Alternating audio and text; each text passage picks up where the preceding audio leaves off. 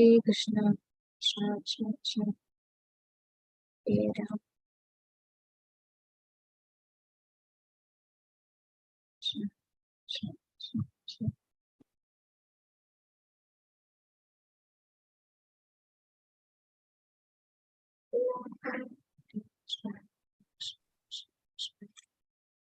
Hare Krishna Mataji.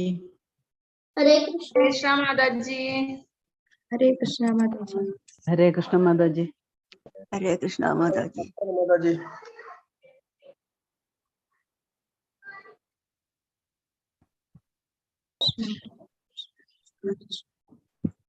Hare Krishna Mataji. Hare Krishna Hare.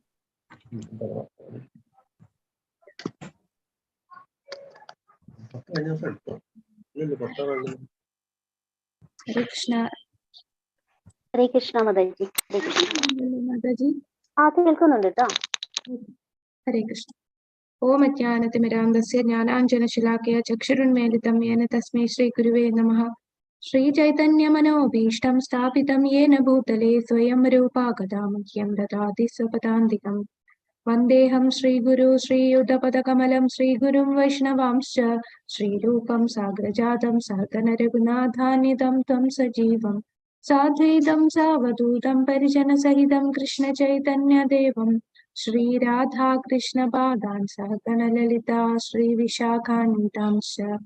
He Krishna Karuna Sindhu Deenabandhu Jagatpate Gopesha Gopika Kanda Radha Kanda Namostude. Tapta Kanchana Gaurangi Radhe Vrindavaneshwari Vrishabhanu Sude Devi Pranamami Haripriye. Vancha kalpatarubhyascha kripa sindhubhyeva cha patitanam pavanebhyo vaishnavebhyo namo namaha. Namo Vishnupadaya Krishna Preshtaya Bhutale Srimade Bhaktivedanta Swaminidhi Namine. Namaste Saraswate Deve Gauravani Pracharine Nirvishesha Shunyavadi Paschatya Deshatarine. Jai Shri Krishna Chaitanya Prabhu Nityananda Shri Advaita Gadadhara Shri Vasadi Gaura Bhakta Vrinda. Hare Krishna Krishna Krishna Hare Hare Hare Rama Rama Rama Hare Hare. Hare Krishna Krishna Krishna Hare Hare Hare Rama Rama Rama Hare Hare. Hare Krishna Krishna Krishna Hare Hare Hare Rama Rama Hare Hare. Hare Krishna. ഉപദേശാമൃതം ക്ലാസ്സിലേക്ക് എല്ലാവർക്കും സ്വാഗതം.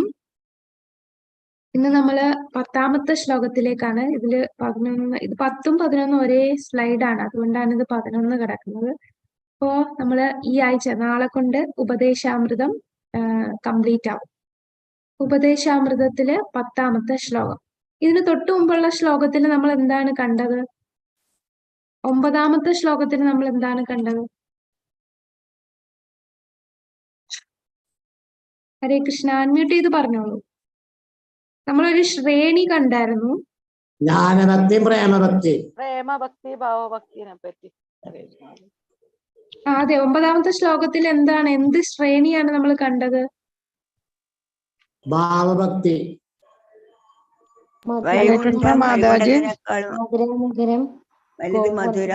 ഏറ്റവും താഴെ വൈകുണ്ഠം, അതിനേക്കാൾ ശ്രേഷ്ഠമാണ് മധുര നഗരം, അതിനേക്കാൾ ശ്രേഷ്ഠം വൃന്ദാവനം, അതിനേക്കാൾ ശ്രേഷ്ഠം ഗോവർദ്ധന പർവ്വതം, അതിനേക്കാൾ ശ്രേഷ്ഠമാണ് രാധാകുണ്ഡം.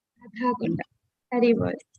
നമ്മള് കഴിഞ്ഞ 9ാമത്തെ ശ്ലോകത്തില് അതെ ഭാവഭക്തി പ്രേമഭക്തി തന്നെയാണ്. ഈ 9 തൊട്ട് 11 വരെയുള്ള ശ്ലോകങ്ങളെല്ലാം ഭാവം. ഈ 11ാമത്തെ ശ്ലോകം പ്രേമഭക്തിയാണ് വരുന്നത്.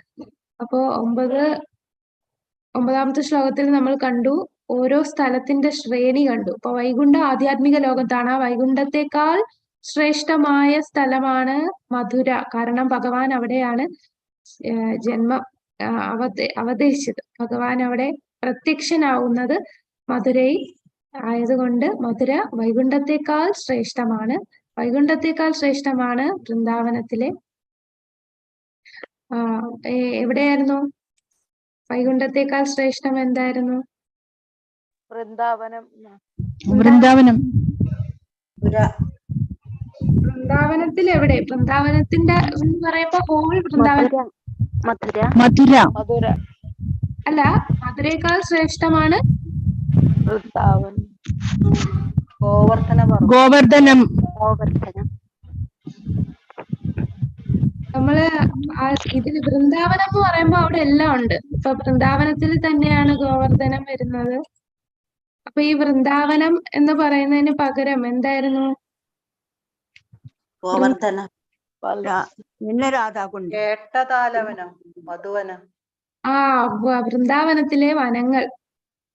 വൃന്ദാവനം അപ്പൊ വൃന്ദാവനം എന്ന് നമ്മൾ ഓർമ്മയായിട്ട് പറയരുത്, അത് സ്പെസിഫിക് ആയിട്ട് പറയണം. അപ്പൊ വൃന്ദാവനത്തിലെ വനങ്ങൾ, പിന്നെ ഗോവർദ്ധന പർവ്വതം, പിന്നെ രാധാ അല്ലെ, ഗോവർദ്ധനത്തിന്റെ അങ്ങറ്റത്താണ് ആ വാല് പോലിരിക്കുന്ന സ്ഥലത്താണ് രാധാകുണ്ട്. അപ്പൊ ഏറ്റവും ഉയർന്ന സ്ഥലം ഭഗവാന്റെ സൃഷ്ടിയിൽ, ഭഗവാൻ സൃഷ്ടിച്ചതിൽ ഏറ്റവും ഉയർന്ന, അത് ഭൗതിക ലോകവും ആധ്യാത്മിക ലോകവും എല്ലാം വെച്ച് നോക്കുമ്പോൾ ഏറ്റവും ഉയർന്നത് രാധാകുണ്ടമാണ് എന്ന രൂപഗോസ്വാമി നമുക്ക് പറഞ്ഞു.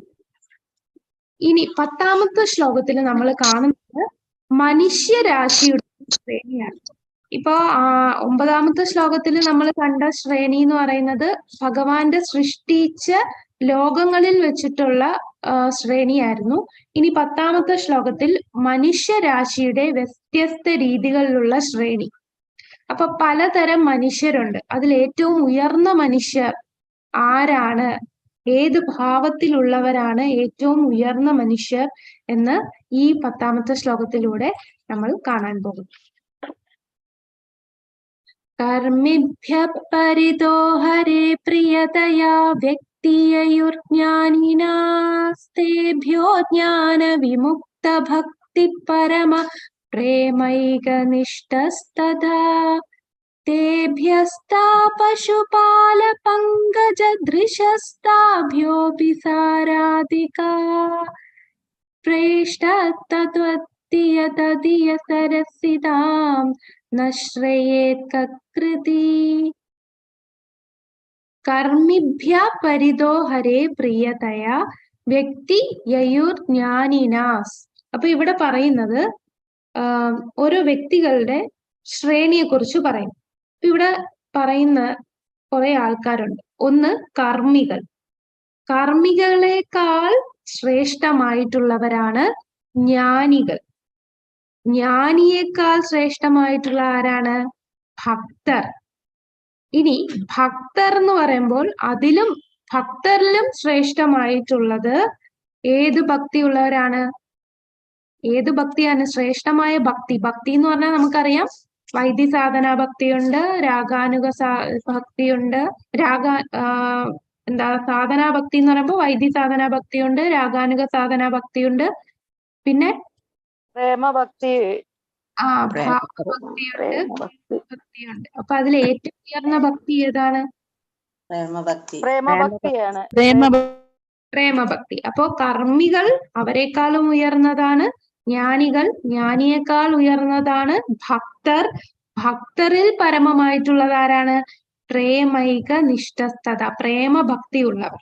ഇനി പ്രേമഭക്തരിൽ ഏറ്റവും ഉയർന്നു നിൽക്കുന്ന ആരാണ്? ഗോപിമാരാണ്. ഇനി ആ ഗോപിമാരിൽ ഏറ്റവും ശ്രേഷ്ഠയായിട്ടുള്ളത്, അതിലും കവിഞ്ഞ ആരുമില്ല, ആരാണത്?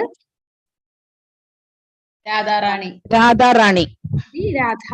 അപ്പൊ ഇതാണ് ഈ ശ്ലോകത്തിൽ പറയുന്ന ശ്രേണി. ഇതാണ്. അപ്പൊ കർമ്മി, ജ്ഞാനി, ഭക്തർ, പ്രേമഭക്തർ, ഗോപിമാർ, പിന്നെ രാധാറാണി.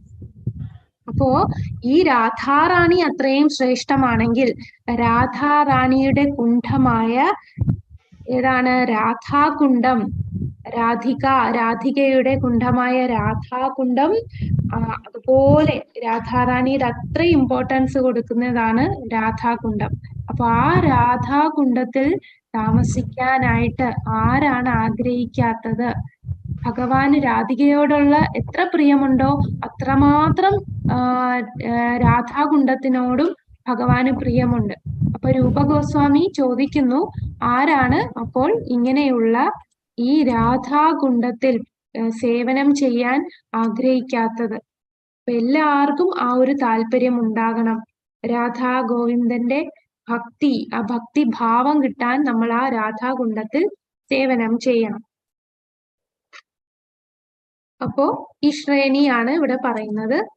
എല്ലാതര ഫലപ്രാപ്തിയുള്ള തൊഴിലുകളിലും, അതായത് കർമ്മികൾ, ജീവിതത്തിന്റെ ഉയർന്ന മൂല്യങ്ങളെ കുറിച്ചുള്ള അറിവിൽ മുന്നേറുന്നവർ, പരമോന്നതനായ ഹരിയെ പ്രീതിപ്പെടുത്തുന്നു എന്ന് ശാസ്ത്രത്തിൽ പറയുന്നു. ജ്ഞാനത്തിൽ ജ്ഞാനികൾ മുന്നേറുന്ന അത്തരം പല ആളുകളിൽ നിന്നും തന്റെ അറിവിന്റെ ഗുണത്താൽ പ്രായോഗികമായി മോചിതനായ ഒരാൾ ഭക്തി സേവനം സ്വീകരിച്ചേക്കാം. അവർ മറ്റുള്ളവരെക്കാൾ ശ്രേഷ്ഠനാണ്. എന്നിരുന്നാലും യഥാർത്ഥത്തിൽ പ്രേമം നേടിയ ഒരാൾ കൃഷ്ണനോടുള്ള ശുദ്ധമായ സ്നേഹം അവനേക്കാൾ ശ്രേഷ്ഠമാണ്.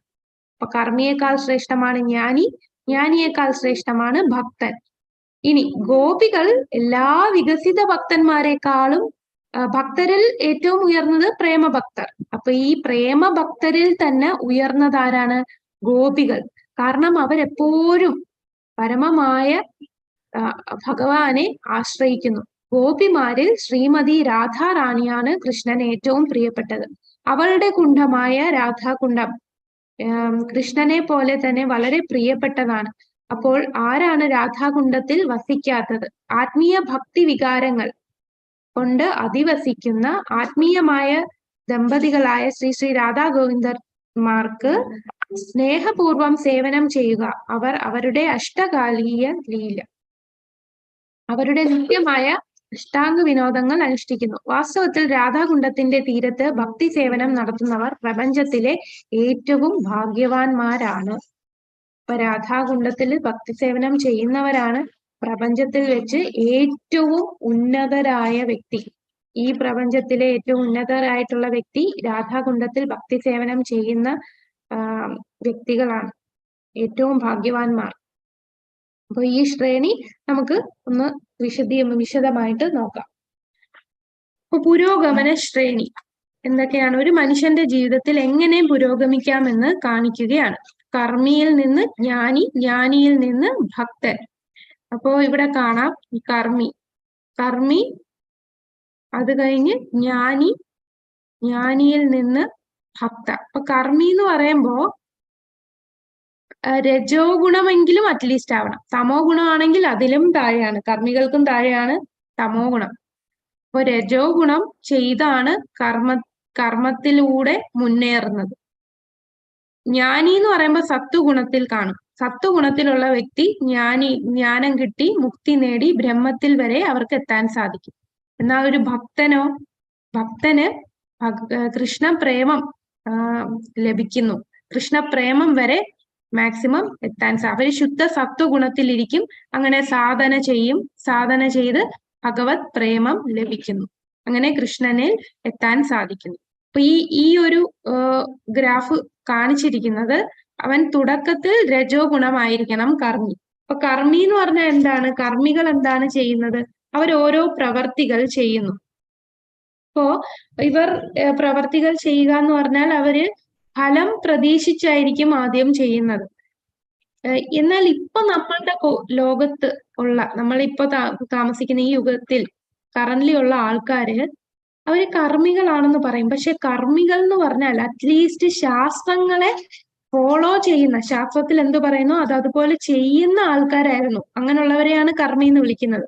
പക്ഷെ ഇന്നത്തെ കാലത്തുള്ള ആൾക്കാരോ, അവര് കർമ്മികൾക്കും താഴെയുള്ള ആൾക്കാരാണ്. കാരണം സ്വന്തം കാര്യം ആസ്വാദനം, അത് മാത്രം. ആരെയും ചതിച്ചോ എങ്ങനെയെങ്കിലും തന്റെ ആഗ്രഹങ്ങൾ നേടണം എന്ന രീതിയിലുള്ള സമൂഹമാണ് ഇന്ന് വളർന്നു വരുന്നത്. അപ്പൊ അവര് കർമ്മികളാണെന്ന് പോലും പറയാൻ പറ്റില്ല. ശാസ്ത്രങ്ങളെ വിശ്വാസമില്ലാത്ത, ശാസ്ത്രങ്ങളെ വലിച്ചെറിയപ്പെടുന്ന, ശാസ്ത്രങ്ങളെല്ലാം കള്ളമാണ്, ആരോ എഴുതിയുണ്ടാക്കിയ കഥകളാണെന്ന് ഉള്ള തെറ്റിദ്ധാരണയിൽ ജീവിക്കുന്ന ജനങ്ങളാണ്. അപ്പോ ആ കർമ്മി എന്ന് പറയുമ്പോൾ അറ്റ്ലീസ്റ്റ് അവര് ശാസ്ത്രങ്ങളിൽ പറഞ്ഞ രീതിയിൽ കർമ്മം ചെയ്യണം. അങ്ങനെ ആ കർമ്മം ചെയ്ത് ആദ്യം അവര് കർമ്മം ചെയ്യുന്നത് സ്വന്തം ആഗ്രഹത്തിന് വേണ്ടിയായിരിക്കും. ഞാൻ ചെയ്താൽ അതിന്റെ ഫലം എനിക്ക് കിട്ടണം എന്നുള്ള രീതിയിലായിരിക്കും തുടക്കം. പിന്നെ അവൻ മാറി താൻ ചെയ്യുന്ന ഫലമെല്ലാം ഭഗവാന് സമർപ്പിക്കുന്ന ഒരു ലെവലിലേക്ക് എത്തി അങ്ങനെ നല്ല കർമ്മങ്ങൾ, പുണ്യ കർമ്മങ്ങളൊക്കെ ചെയ്യുന്ന ഒരു രീതിയിലെത്തുന്നു. അങ്ങനെ അവന് സ്വർഗലോകം വരെ എത്താൻ സാധിക്കും. അപ്പൊ മാക്സിമം ഒരു കർമ്മിക്ക് എത്താൻ പറ്റുന്ന ലോകം എന്ന് പറയുന്ന സ്വർഗലോകമാണ്, കർമ്മിയായിട്ടുള്ള വ്യക്തി. ഇനി അതിലും ശ്രേഷ്ഠമാണ് ജ്ഞാനി. ജ്ഞാനി എന്ന് പറയുമ്പോൾ ഈ യജ്ഞങ്ങളും ദാനമൊക്കെ ചെയ്ത് ഞാൻ ഇത് ചെയ്താൽ എനിക്ക് പുണ്യം കിട്ടും എന്നുള്ള ഭാവത്തിലിരിക്കുന്നവരാണ് ജ്ഞാനി. അവര് തുടക്കത്തിൽ അങ്ങനെ ആയിരിക്കും. അതായത് കർമ്മികളുടെ ഒരു ടോപ്പ് ലെവലിലുള്ളവര് ജ്ഞാനിയായിട്ട് മാറും. അപ്പൊ ഒരുപാട് കർമ്മികളിൽ കുറച്ചു പേര് വല്ലോ ആയിരിക്കും ജ്ഞാനിയായി മാറുന്നത്. അപ്പൊ ജ്ഞാനി എന്ന് പറയുമ്പോൾ അവരുടെ തുടക്കം എങ്ങനെയാണ്? തുടക്കം തന്നെ സത്വഗുണത്തിലായിരിക്കും. അവര് യജ്ഞങ്ങളും ദാനവും ഒക്കെ ചെയ്യും. ഞാൻ ചെയ്യുന്ന പുണ്യം, എനിക്ക് പുണ്യം കിട്ടും എന്നുള്ള ഭാവത്തിൽ തുടങ്ങും. പക്ഷെ ഈ പുണ്യത്തിന്റെ പ്രശ്നം എന്താണ്? ഈ പുണ്യം കിട്ടുക എന്ന് പറഞ്ഞാൽ നമ്മൾ നല്ല പ്രവൃത്തി ചെയ്താൽ നമ്മൾ പുണ്യത്തിന്റെ ബാങ്ക് അക്കൗണ്ടില് പൈസ ഇട്ടുകൊണ്ടിരിക്കുന്ന പോലെ. അങ്ങനെ പുണ്യമൊക്കെ ചെയ്ത് കഴിഞ്ഞാൽ മാക്സിമം നമ്മൾ സ്വർഗലോകം വരെ എത്തത്തുള്ളൂ. സ്വർഗലോകത്ത് എത്തിക്കഴിഞ്ഞാലോ എന്നും സ്വർഗലോകത്ത് നിൽക്കാൻ പറ്റുമോ? എന്താ സംഭവിക്കുക സ്വർഗത്ത് പോയാൽ? അത് ഭൂമിയിലോട്ട് വരണം. അവിടുത്തെ പുണ്യം തീരുമ്പോ തിരിച്ച് നമ്മൾ ഭൂമിയിലേക്ക് വരണം. അപ്പൊ സ്വർഗത്തിൽ എത്ര കാലം നിൽക്കുന്നുവോ അപ്പൊ നിൽക്കുന്ന ഓരോ ഇങ്ങനെ സമയം കഴിയും തോറും നമ്മളുടെ ഈ പുണ്യം ചെയ്ത അക്കൗണ്ട് കുറഞ്ഞു വരികയാണ്. അങ്ങനെ അവസാനം അത് 0 ബാലൻസ് ആവും. അപ്പൊ നമ്മുടെ അക്കൗണ്ടിൽ 1,00,000 രൂപയുണ്ട്, അതിങ്ങനെ ഉപയോഗിച്ച് കഴിയുമ്പോൾ അത് തീർന്ന് 0 ആവും. അപ്പൊ ഈ 0 ബാലൻസ് ആകുമ്പോ എന്ത് സംഭവിക്കും? ആ സ്വർഗത്തിലുള്ള നമ്മളുടെ നിൽക്കാനുള്ള സമയം കഴിഞ്ഞു, നേരെ ഭൂമിയിലേക്ക് തിരിച്ചു വരും. അപ്പോ ഈ കർമ്മികൾ മാക്സിമം സ്വർഗലോകത്ത് പോവും. ഈ ജ്ഞാനികൾ തുടക്കം തന്നെ ഈ പുണ്യകർമ്മങ്ങൾ ചെയ്തുകൊണ്ടായിരിക്കും. എന്നാൽ അവര് പയ്യെ അതിൽ നിന്ന് ജ്ഞാനം ഉണരും എന്ന് പറഞ്ഞാൽ ഞാൻ എന്താണ്, ഞാൻ ഈ ആത്മാവാണ് എന്നുള്ള ഭാവത്തിൽ അവരെത്തും. ഇതല്ല ഇവിടെ ഈ ഭൗതിക ലോകത്ത് ചെയ്യുന്നതല്ല എല്ലാം എന്ന് മനസ്സിലാക്കി അവർ മുക്തിക്ക് വേണ്ടി ആഗ്രഹിക്കും. ഈ ഭൗതികമായിട്ടുള്ളതിൽ നിന്നെല്ലാം മാറി എനിക്ക് മുക്തി ലഭിക്കണം എന്നുള്ള ഭാവത്തിൽ വന്ന് അങ്ങനെ അവസാനം അവർക്ക് എവിടം വരെ എത്താം? ഏറ്റവും താഴെക്കടയിലുള്ള മുക്തി ഏതാണ്? മുക്തി തന്നെ പലതരം ഉണ്ടല്ലോ.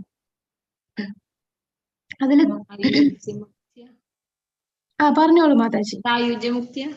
സായുജ്യമുക്തി, അതായത് എവിടെ എത്തും സായുജ്യമുക്തി?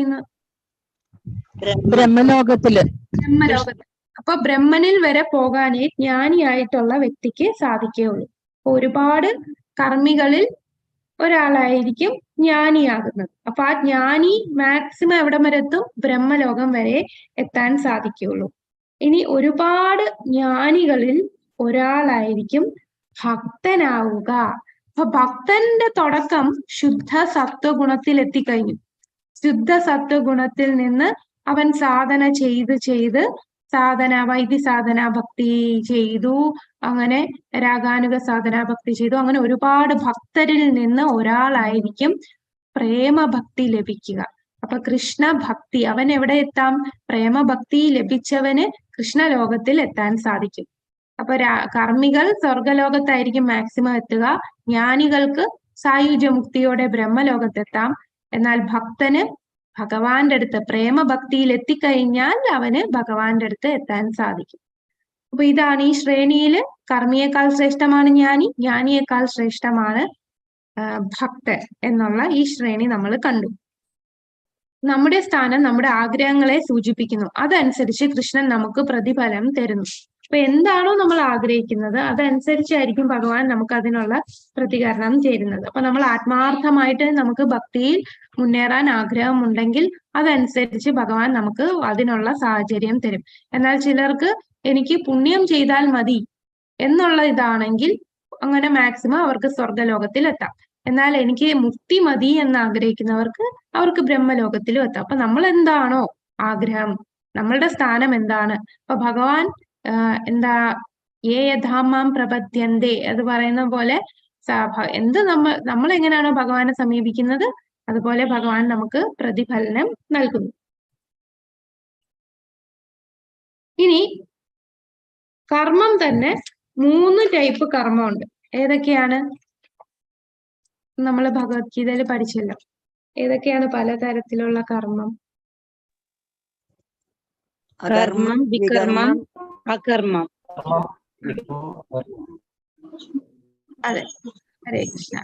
അപ്പൊ 3 തരത്തിലുള്ള കർമ്മം എന്ന് പറയുമ്പോ നമുക്കിവിടെ കാണാം വികർമ്മം, കർമ്മം, അകർമ്മം.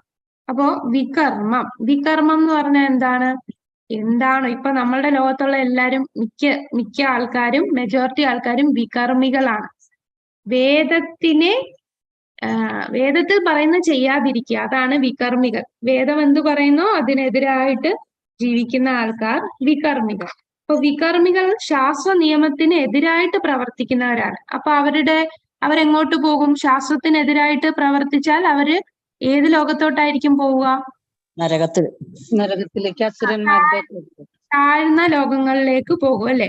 താഴ്ന്ന ലോകത്തിൽ പോകുക എന്ന് പറഞ്ഞാൽ ചിലപ്പോ താഴ്ന്ന ലോകം ആവണമെന്നില്ല, താഴ്ന്ന ജീവജാലങ്ങളിലും അതായത് മനുഷ്യൻ ജന്മമായിരിക്കില്ല കിട്ടുന്നത്. 84 ലക്ഷം ജീവജാലങ്ങളിൽ ഏതേലും ഒരു ജീവനിലേക്ക്, താഴ്ന്ന ജീവനിലോട്ട് പോകും. അപ്പൊ ഒരു മനുഷ്യനാണെങ്കിൽ മാത്രമേ ഭഗവാനെ മനസ്സിലാക്കാനുള്ള ഒരു ഓപ്പർച്യൂണിറ്റി കിട്ടും. മറ്റ് ജീവജാലങ്ങളിൽ ശരീരം കിട്ടിയാൽ അവനത് ചെയ്യാൻ പറ്റില്ല. പിന്നെ എത്രയോ ജന്മം എടുത്ത് എത്രയോ വർഷങ്ങൾക്ക് ശേഷമായിരിക്കും അവനൊരു മനുഷ്യ ജന്മം കിട്ടുക. അപ്പോ വികർമ്മം എന്ന് പറഞ്ഞാൽ താഴെയുള്ള ശരീരം ആയിരിക്കും അവന് ലഭിക്കുക. അപ്പൊ ആ ശരീരത്തിൽ അവന് പ്രാർത്ഥിക്കാൻ കഴിയില്ല, കാരണം അവന്റെ അവബോധം അങ്ങനെയാണ്. അപ്പൊ ആദ്യം ഒരു പുഴുവാണെന്നുണ്ടെങ്കിൽ അതിന് ചിലപ്പോ ആദ്യം വെള്ളത്തിലുള്ള ജീവജാലമായിരിക്കും, പിന്നെ കരയിൽ വരും, കരയിൽ തന്നെ ഇഴജന്തുവായിട്ടായിരിക്കും, അല്ലെങ്കിൽ മരങ്ങളോ ചെടികളോ ആയിട്ടായിരിക്കും, പിന്നെ ഇഴജന്തുക്കളായിട്ടാകും, പിന്നെ കുറച്ചുകൂടെ പറക്കാൻ പറ്റുന്ന രീതിയിലായിരിക്കും, പിന്നെ 4 കാലികളായിട്ടുള്ള ജീവിയായിട്ടായിരിക്കും. ഇപ്പൊ ഒരു പൂച്ചയായിട്ടാണ് ജന്മമെങ്കിൽ അവൻ ഉടനെ അടുത്ത മനുഷ്യജന്മം കിട്ടില്ല, അവ കുറച്ചുകൂടെ ഉയർന്ന ശരീരത്തിലേക്ക് പോകും. അങ്ങനെ 1000 കൊല്ലം കുറെ ജന്മങ്ങൾ എടുത്തു കഴിഞ്ഞായിരിക്കും ഒരു മനുഷ്യജന്മം കിട്ടുന്നത്. ആ മനുഷ്യജന്മം കിട്ടിയിട്ടും ഇതേപോലെ വികർമ്മം പ്രവർത്തിച്ചാലോ വീണ്ടും അവൻ കീഴോട്ട് പോകും. അപ്പൊ മനുഷ്യജന്മം അത്രയും അപൂർവമായി കിട്ടുന്നതാണ് മനുഷ്യജന്മം.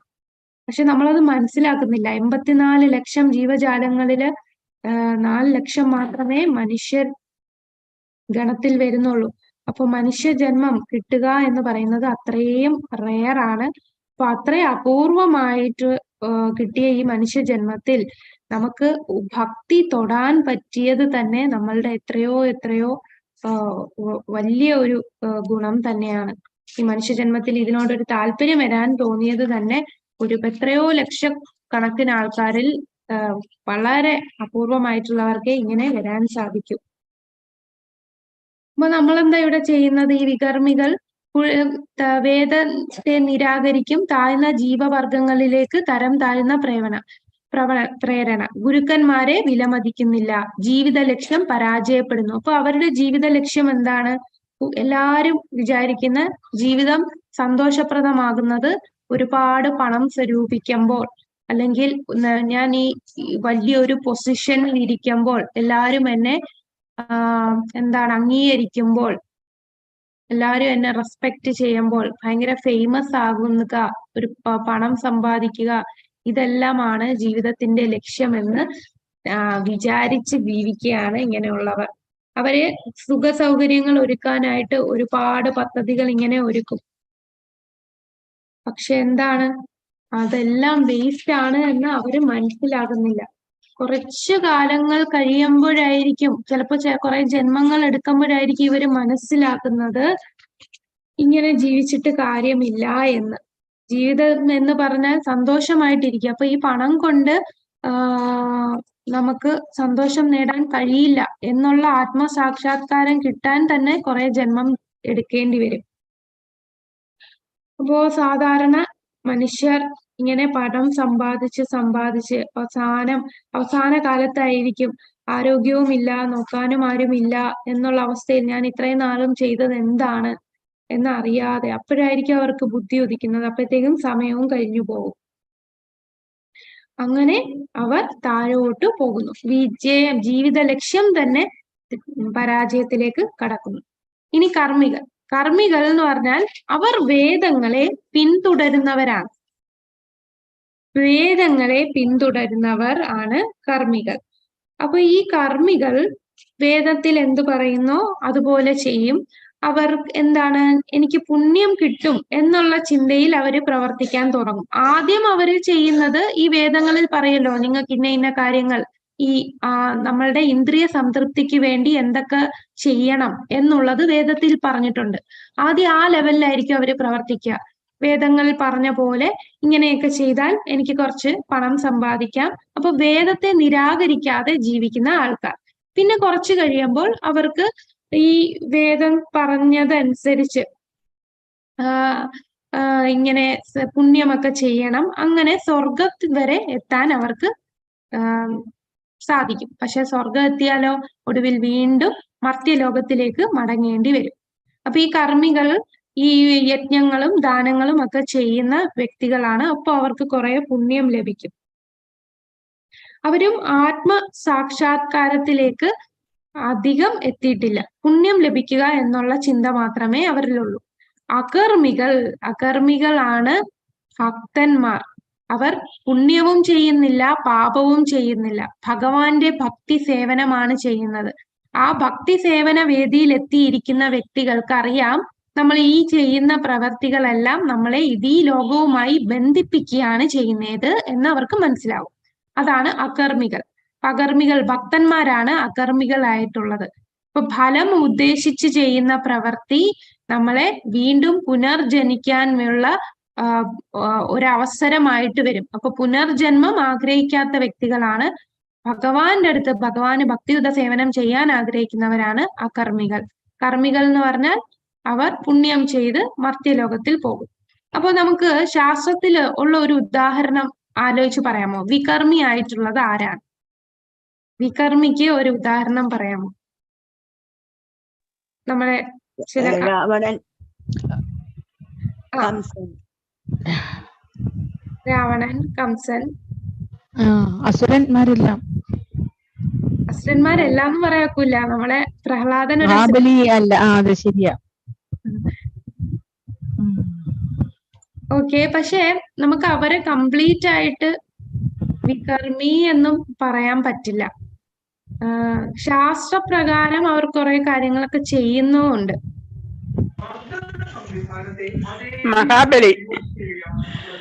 മഹാബലി ഓക്കെ, നമുക്ക് രാക്ഷസന്മാരെ വികർമ്മി എന്ന ഗണത്തിൽ വേണമെങ്കിൽ പെടുത്താം. എന്നാലും ഈ വികർമ്മിയിൽ വരുന്ന ഏറ്റവും ഒരു ഉദാഹരണം പറയാൻ പറ്റുന്നത്, വേദങ്ങളൊന്നും പാലിക്കാതെ ഒരു കാര്യവും ചെയ്യാത്തത് വേണൻ എന്ന രാജാവ്. ആരാണ് വേണൻ എന്നറിയാമോ? വേടനാണോ? വേണൻ മഹാരാജാവ്. ഒന്നും ആരെയും അനുസരിക്കത്തില്ല, ആരെയും അങ്ങനെയുള്ള. എന്നിട്ട് രാജാവിന്റെ മകനല്ലേ, എന്നിട്ട് ഭഗവാന്റെ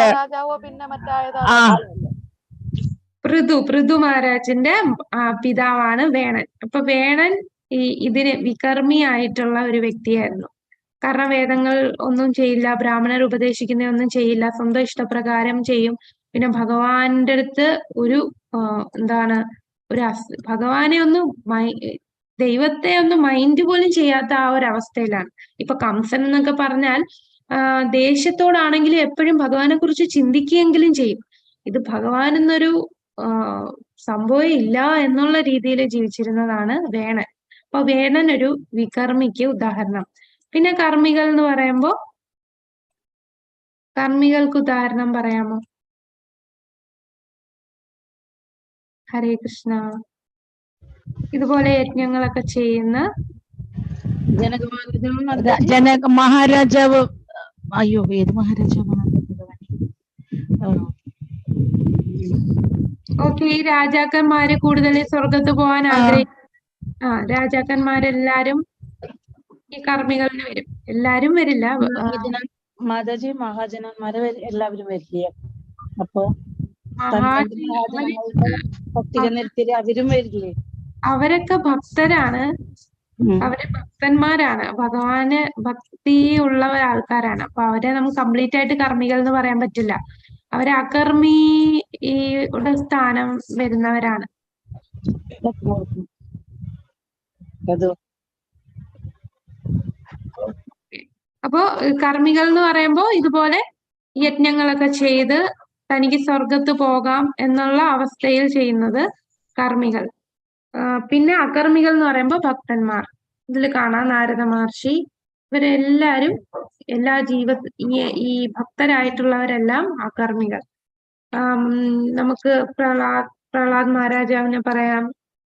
അതുപോലെ ഭഗവാന്റെ ഭക്തി ആഗ്രഹിച്ച ഒരുപാട് ഉദാഹരണം ഉണ്ടല്ലേ. ഇപ്പൊ നമുക്ക് അകർമ്മിയായിട്ട് നമുക്ക് ഇപ്പോ ശ്രീല പ്രഭുപാദർ ഉത്തമ ഉദാഹരണമായിട്ട് പറയാം. പിന്നെ ആരെയൊക്കെ പറയാം? അകർമ്മിയായിട്ട് ഒരുപാട് ഉദാഹരണങ്ങൾ ഉണ്ടല്ലോ നമുക്ക് ഭക്തന്മാരായിട്ട്. ശ്രീമദ് ഭാഗവതത്തിലെല്ലാം കൂടുതലും അകർമ്മി ഭഗവാനോട് ഭക്തി ചെയ്ത ഒരുപാട് രാജാക്കന്മാരുടെയും ഭക്തന്മാരുടെയും കഥകളാണ് ശ്രീമദ് ഭാഗവതം. ഗോസ്വാമികളെല്ലാം മാതാജി, ഗോസ്വാമിമാരെല്ലാരും അകർമ്മികളാണ്. മഹാരാജ മാതാജി. ആരാ? പ്രഹ്ലാദനും ഭക്തനല്ലായിരുന്നു ഭഗവാന്റെ?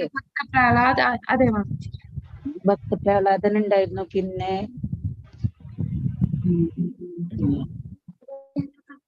ഓക്കെ. അപ്പൊ എല്ലാ ഭക്തപ്രഹ്ലാദം. പിന്നെ നമുക്ക് മഹാബലിനെ പറയാം. കാരണം ഭക്തനാണ്, എല്ലാം സമർപ്പിച്ചു അല്ലെ, മഹാജനിൽ വരുന്നതാണ്. അപ്പൊ ഇവരെല്ലാരും അകർമ്മികളാണ്.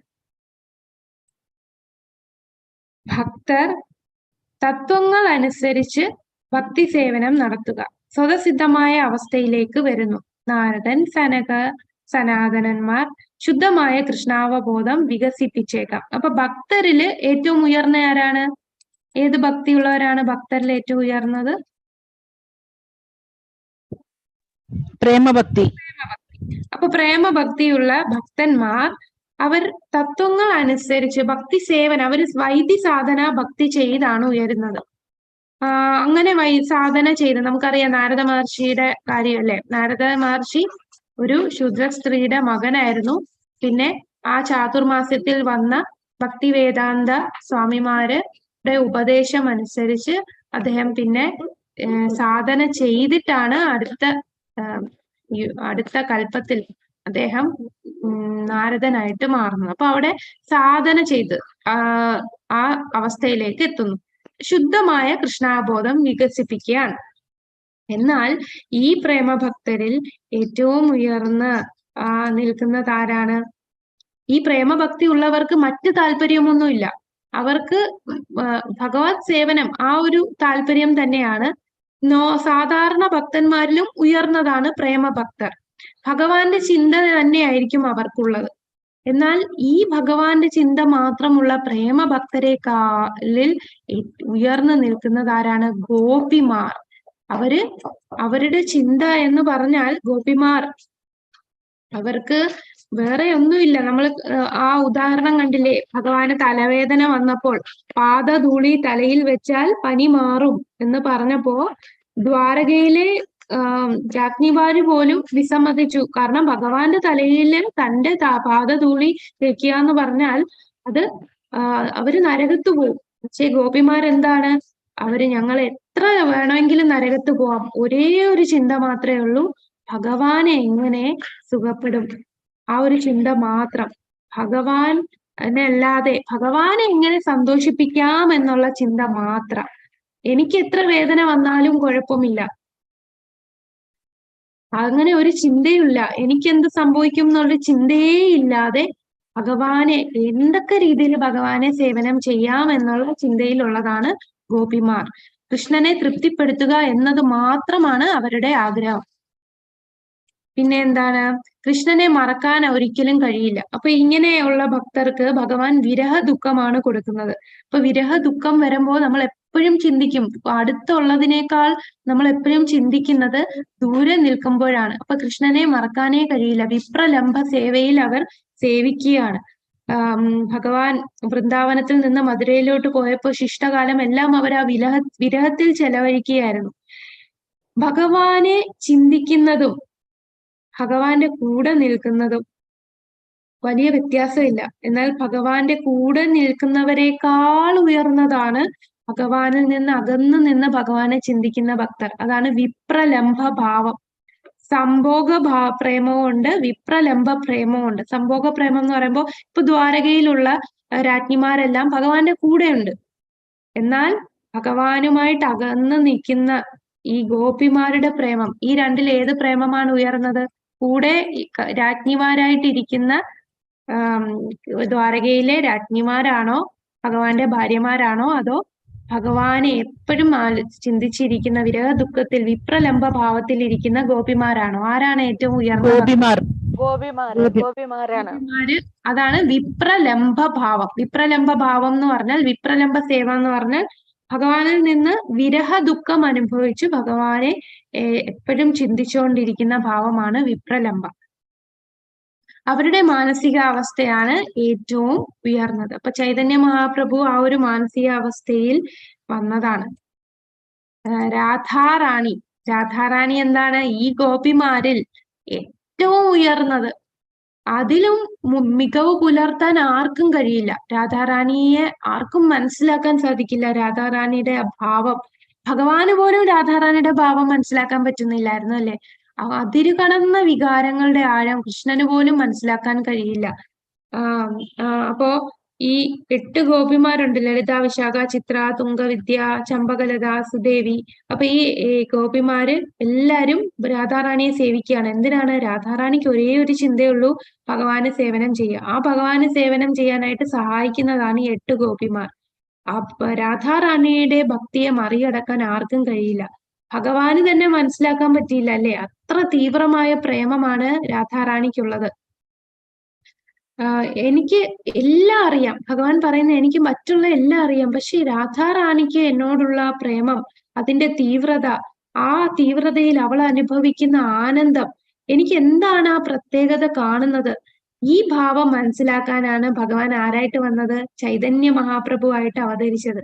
അപ്പൊ രാധാഭാവവും നിറവും സ്വീകരിച്ച് ഭഗവാൻ വന്നതാണ്. അങ്ങനെ രാധാറാണിയുടെ ഭാവം എന്താണെന്ന് ഭഗവാന് ചൈതന്യ മഹാപ്രഭുവായിട്ട് വന്നപ്പോൾ അറിയാൻ സാധിച്ചു.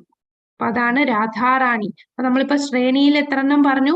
കർമ്മികളെക്കാളും ഉയർന്നതാണ് ജ്ഞാനി, ജ്ഞാനിയേക്കാൾ ഉയർന്നതാണ് ഭക്തർ, ഭക്തരിൽ ഉയർന്നത് പ്രേമഭക്തർ, പ്രേമഭക്തരിൽ ഉയർന്നത് ഗോപിമാർ, ഗോപിമാരിലും ഉയർന്നതാണ് രാധാറാണി എന്ന് നമ്മൾ കണ്ടു. അപ്പൊ രാധാറാണിയുടെ ഭാവം ഭഗവാന് പോലും മനസ്സിലാക്കാൻ സാധിക്കാത്തത് കൊണ്ട് ഭഗവാൻ ആരായിട്ട് വന്നു? ചൈതന്യ മഹാപ്രഭു ആയിട്ട് വന്നു. ഇനി ഈ ഭഗവത് ഭക്തി, അതിൽ നമുക്ക് താല്പര്യം വരണമെങ്കിൽ രാധാകുണ്ഡത്തിൽ അഭയം തേടണം. രാധാകുണ്ഡം ആശ്രയിക്കുക, ഭക്തിയുദ്ധ സേവനം ചെയ്ത് ആ രാധാകുണ്ഡത്തിൽ നമ്മൾ ജീവിതം ചെലവഴിക്കണമെന്ന് രൂപഗോസ്വാമി നമുക്ക് പറഞ്ഞു തരികയാണ്. രാധാകുണ്ഡത്തിൽ ആശ്രയിച്ചാൽ നമുക്ക് ആ ഭക്തിഭാവത്തിൽ ഉയരാൻ സാധിക്കും. അപ്പൊ നമുക്ക് ആ പ്രേമഭക്തിയിൽ രാധാറാണിക്കുള്ള ഭാവം എന്താണ്? രാധാറാണിയെ നമുക്ക് കാണാൻ സാധിക്കുന്നില്ല, പക്ഷെ കുഴപ്പമില്ല, രാധാറാണിയുടെ കുണ്ഠമായ രാധാകുണ്ഡം നമുക്ക് കാണാൻ സാധിക്കും ഈ ലോകത്ത്, ഈ പ്രപഞ്ചത്ത്. ആ രാധാകുണ്ഡത്തില് രാധാറാണിയുടെ അതേ ഭാവം തന്നെ കൊടുത്തിരിക്കുകയാണ്. അപ്പോ ആ രാധാകുണ്ഡത്തെ സേവ ചെയ്താൽ നമുക്ക് രാധാറാണിക്കുള്ള ഭക്തി അത്രയും, രാധാറാണിയെ കവിഞ്ഞ ആർക്കും ഒന്നുമില്ല, രാധാറാണിയുടെ അത്രയും ആർക്കും വരാൻ സാധിക്കില്ല. എന്നാലും ഭഗവാന്റെ പ്രേമഭക്തി നമുക്ക് ലഭിക്കാൻ, ആ ഭക്തിഭാവത്തിലേക്ക് ഉയരാനായിട്ട് രാധാകുണ്ഡത്തെ ആശ്രയിക്കുക, അതിൽ അഭയം തേടുക എന്നാണ് രൂപഗോസ്വാമി നമുക്കിവിടെ ഈ ശ്ലോകത്തിൽ പറഞ്ഞു തന്നത്. ഇത്രയേ ഉള്ളൂ ഈ ശ്ലോകം. അപ്പൊ നമ്മൾ കണ്ടത് എന്താണ്?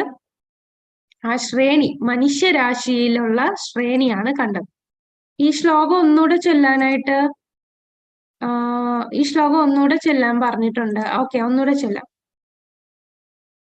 കർമ്മിഭ്യ പരിതോ ഹരേ പ്രിയതയാ വ്യക്തിയൈർജ്ഞാനിനാസ് തേഭ്യോ ജ്ഞാന വിമുക്ത ഭക്തി പരമ പ്രേമൈകനിഷ്ഠസ്തഥാ തേഭ്യസ്താ പശുപാല പങ്കജദൃശസ്താഭ്യോപി സാരാധികാ. ശ്രേഷ്ഠത്വധാത് യതദീയ സരസിതാം നശ്രയേത് കകൃതി.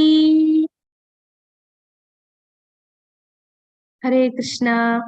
അപ്പൊ ഈ ശ്രേണി എന്തൊക്കെയാണെന്നൊന്ന് ഓർത്തു നോക്കാമോ? എന്താണ് നമ്മൾ കണ്ട ശ്രേണി? കർമ്മി, ജ്ഞാനി, കർമ്മി, ജ്ഞാനി, ഭക്തർ, പ്രേമഭക്തർ, ഗോപികമാർ, രാധാറാണി, രാധാകുണ്ഡം. ഓക്കെ മാതൃശ്രീ. അപ്പൊ രാധാറാണി, പിന്നെ രാധാകുണ്ഡത്തിന് അഭയം തേടുക. മനുഷ്യരാശിയിൽ വരുന്നത് രാധാറാണിയിൽ നിൽക്കും. പിന്നെ ആ രാധാറാണിയുടെ ഭാവം കിട്ടാനായിട്ട് രാധാകുണ്ഡത്തിൽ അഭയം തേടുക. എന്തുകൊണ്ടാണ് ഗോപികൾ എല്ലാ ഭക്തന്മാരെക്കാളും ഉയർന്നത്? എന്തുകൊണ്ടാണ് ഗോപികൾ എല്ലാ ഗോപികമാർ എപ്പോഴും ഭഗവാനെ തന്നെ വിചാരിച്ചുകൊണ്ടേയിരിക്കുന്ന, ഭഗവാൻ അടുത്തില്ലാത്തപ്പോ കൂടെ വന്നിട്ട് അവരെപ്പോഴും ഭഗവാന്റെ ചിന്തയിൽ തന്നെയായിരിക്കും ജീവിക്കുന്നത്. ഗോപിമാർക്ക് ഭക്തന്മാർ, പ്രേമഭക്തരില് ഏറ്റവും ഉയർന്നത് ഗോപിമാരാന്ന് പറയുന്ന കാരണം എന്താണ്? ഗോപിമാര് മറ്റൊരാഗ്രഹവുമില്ല, ഭഗവാനെ എങ്ങനെ സംതൃപ്തിപ്പെടുത്തുക, തനിക്ക് എന്ത് സംഭവിക്കും എന്നൊരു ചിന്തയേ ഇല്ല. തനിക്ക് വേദനയുണ്ടായാലും കുഴപ്പമില്ല, അത് ഭഗവാന് സന്തോഷം തരുമല്ലോ. എനിക്ക് വേദനയുണ്ടല്ലോ, അതുകൊണ്ട് ഞാൻ ഇത് ചെയ്യുന്നില്ല എന്നുള്ള ഭാവമല്ല. ഒരേ ഒരു ചിന്തയുള്ളൂ, ഭഗവത് സേവനം. അത് എന്ത് റിസൾട്ട് കിട്ടിയാലും കുഴപ്പമില്ല. ആ ഒരു ഭാവത്തിൽ വന്നതുകൊണ്ടാണ് ഗോപിമാര് ഭക്തരെക്കാൾ ഉയർന്നത്. അതിന് നമുക്ക് എപ്പോഴും ആ ഉദാഹരണം ഓർക്കാം. ഭഗവാന് പനി വന്നപ്പോൾ ആ പനി മാറ്റാനായിട്ട് തന്റെ പാദധൂളി മറ്റാരും കൊടുക്കാതെ ഇരുന്നപ്പോ ഗോപിമാരാണ് കൊടുത്തത്. നരകത്തിൽ പോയാലും കുഴപ്പമില്ല എന്നുള്ള ആ ചിന്ത, ആ ഒരു ഭാവമാണ് ഗോപിമാർക്ക്. അപ്പൊ വിപ്രലംബ സേവനം എന്ന് വെച്ചാൽ എന്താണ്? അതാണ് നേരത്തെ വത്സല മാതാജി പറഞ്ഞത്. എന്താണ് വിപ്രലംബ സേവനം? അതായത് രാധാറാണി വന്നിട്ട് എപ്പോഴും, ഗോപികമാർ എപ്പോഴും വന്നിട്ട് ഭഗവാനെ കുറിച്ച് തന്നെയാണ് ഏത് നേരത്തും ചിന്തിച്ചുകൊണ്ടിരിക്കുന്നത്. ഭഗവാന്റെ പത്നിമാരെല്ലാം ആണെങ്കിൽ കൂടെ ശരി, അവരൊക്കെ വന്നിട്ട് കാണുന്നുണ്ട്, ഇവർ കാണുന്നില്ല. അകലെ ആണെങ്കിലും ഭഗവാൻ തന്നെയായിരിക്കും അവരുടെ മനസ്സിൽ എപ്പോഴും ഉള്ളത്. ഭഗവാന്റെ ശരിയാണ്. അതായത് വിരഹ ദുഃഖത്തിലായിരിക്കും, വിരഹത്തിലാണ് അവര്. ഭഗവാൻ അരികിലില്ല, ദൂരെയാണ്, എന്നാലും സേവനം ചെയ്യുകയാണ്. 24 മണിക്കൂറും ഭഗവാനെ തന്നെ ചിന്തിച്ച് ഭഗവത് സേവനത്തിൽ ദൂരെ നിന്ന്, വിരഹ ദുഃഖത്തിലാണെങ്കിൽ പോലും അവിടെ ഭഗവാനെ മറക്കാതിരിക്കുകയാണ്. ആ സേവനം ചെയ്യുന്നതാണ് വിപ്രലംബ ഭാവം. സംഭോഗ പ്രേമം എന്ന് പറയുന്നതാണ് കൂടെയുള്ള രാജ്ഞിമാര്, അവർ കൂടെ നിന്ന് സേവനം ചെയ്യുന്നു. അപ്പൊ അതിലും ഉപരിയാണ് വിപ്രലംബ ഭാവം എന്ന് പറയുന്നത്. ഹരേ കൃഷ്ണ. ഇത് 11. 11ാമത്തത് നമ്മള് നാളത്തെ ക്ലാസ്സിൽ കാണാം. 11ാമത്തെ ശ്ലോകം കുറച്ചേ ഉള്ളൂ.